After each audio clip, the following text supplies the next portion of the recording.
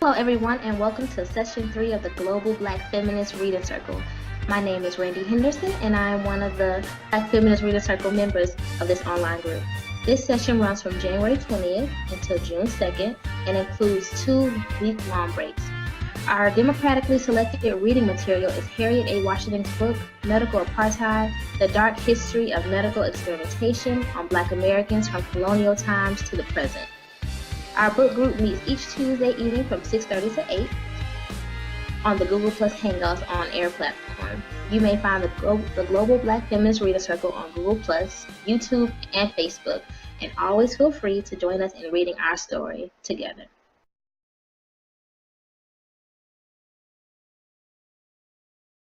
Welcome everybody to the Global Black Feminist Reading Circle, where we are reading for change. We are all in a good mood and happy tonight because we are closing the book on Harriet A. Washington's Medical Apartheid, The Dark History. She ain't never lied. The Dark History. Yes. Of medical experimentation on Black Americans from Colonial Times to the present. We actually finished reading last week. You are invited to join our community on Google+,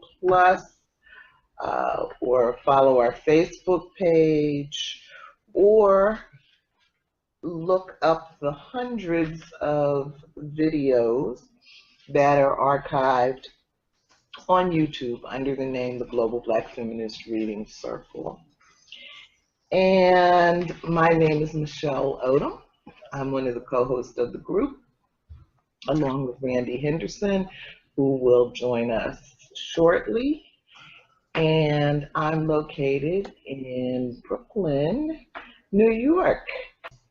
I'm Thaddeus John Bell, and I'm a practicing physician in Charleston, South Carolina. And one of my passions is dealing with health disparities that affect African Americans and the underserved. I'm Joel JJ, hailing you from Charleston, South Carolina. I'm glad to be here amongst all the women and one other man. Let's stay in the South, Georgette. Okay, my name is Georgette Moses, and I'm in Columbia, South Carolina.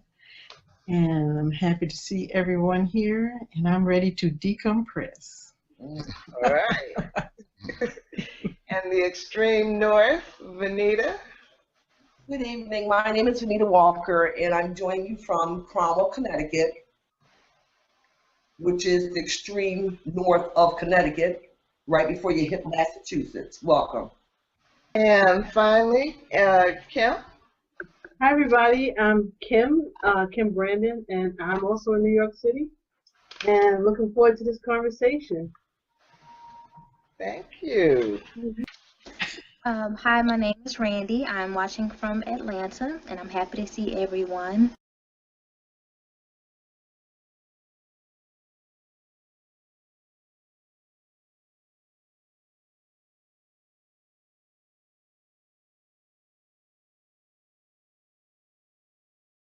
Well, one of the things that I would encourage you to do, if you're really interested in this, check with your local medical schools so that you can become a part of that board.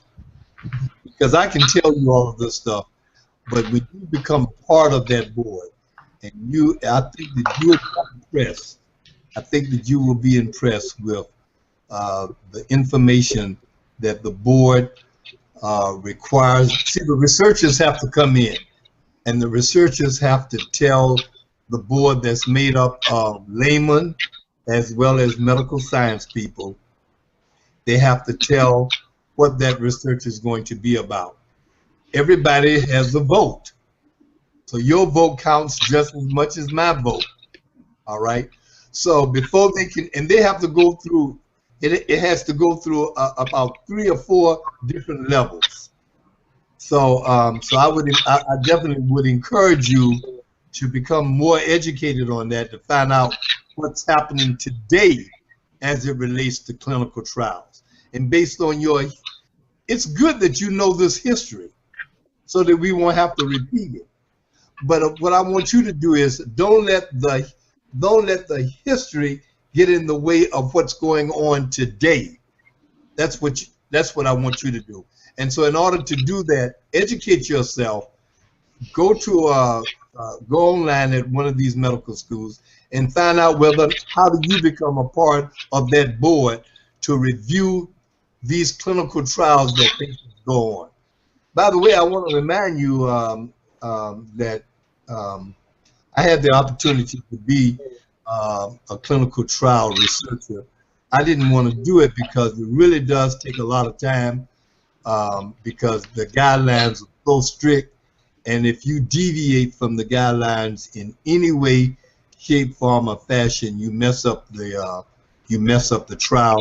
And one of the things that I've been impressed with and that you need to know, if you were going to participate in the trial, at any point in the trial, you have the right to stop the trial. You have the right to get out with no repercussions to you whatsoever.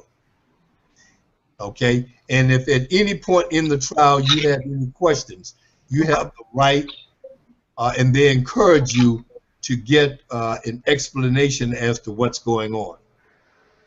But so that you become really educated about what's going on, I would encourage you to look into it further. I know the one at the medical university is excellent.